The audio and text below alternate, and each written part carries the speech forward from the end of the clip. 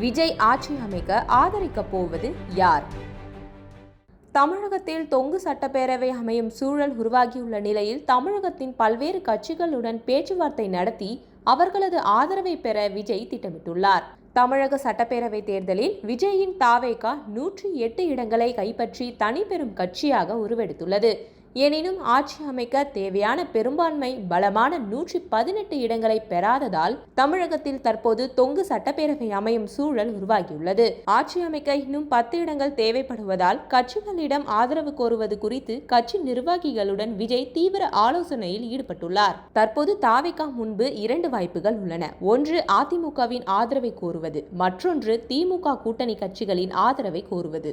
அதிமுக தலைமையிலான கூட்டணி 53 இடங்களை கைப்பற்றி ஒருவேளை அதிமுக ஆதரவு அளித்தால் தாவேகா மிக எளிதாக ஆட்சி அமைக்க முடியும். ஆனால் பிரச்சாரத்தின் போது அதிமுக பொதுச் செயலாளர் பழனிசாமியை விஜய் கடுமையாக விமர்சித்து பேசினார். இந்த சூழலில் தற்போது பழனிசாமி ஆதரவு அளிப்பாரா என்பது தெரியவில்லை. மற்றொரு புறம் திமுக கூட்டணியில் உள்ள காங்கிரஸ், விசிக மற்றும் கம்யூனிஸ்ட் கட்சிகளின் ஆதரவை பெறவும் விஜய் திட்டமிட்டு வருகிறார். இதற்கிடையே தாவேகாவின் வெற்றிக்கு வாழ்த்து தெரிவித்துள்ள காங்கிரஸ் மூத்த தலைவர் ராகுல் காந்தி தொலைபேசி வாயிலாக விஜயை தொடர்பு கொண்டு தனது ஆதரவை தெரிவித்துள்ளதாக தகவல்கள் கசிந்துள்ளன.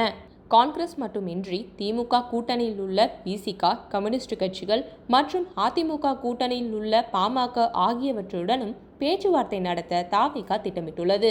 பாமக தரப்பில் இருந்து இதுவரை சாதகமான பதில் வராததால் திருமாவளவன் தலைமையிலான விசிகவுடன் பேச்சுவார்த்தையை தொடங்கவும் விஜய் தரப்பு ஆர்வம் காட்டி வருகிறது.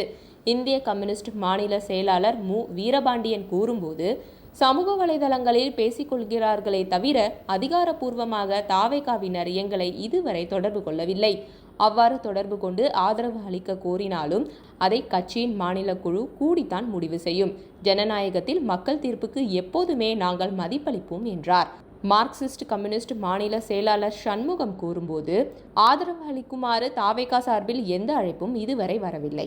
அவர்கள் கேட்ட பிறகுதான் ஆதரவு அளிப்பதா இல்லையா என்பது குறித்து அதிகாரப்பூர்வமாக பேச முடியும். அதன் பின் மாநில குழு கூடி முடிவெடுக்கப்படும் என்றார்.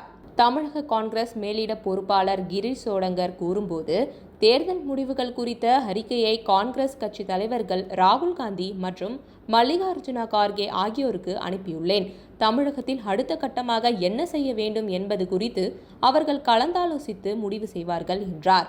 தேர்தலுக்கு முன்பு கூட்டணி பேச்சுவார்த்தைகள் நடந்து வந்த நிலையில் கூட்டணி கட்சிகளுக்கு ஆட்சியிலும் அதிகாரத்திலும் பங்கு என்று விஜய் கூறி வந்தார். அந்த எதிர்பார்ப்புடன் விஜய்க்கு ஆதரவளிக்கப் போவது யார் என்பது விரைவில் தெரிந்துவிடும்.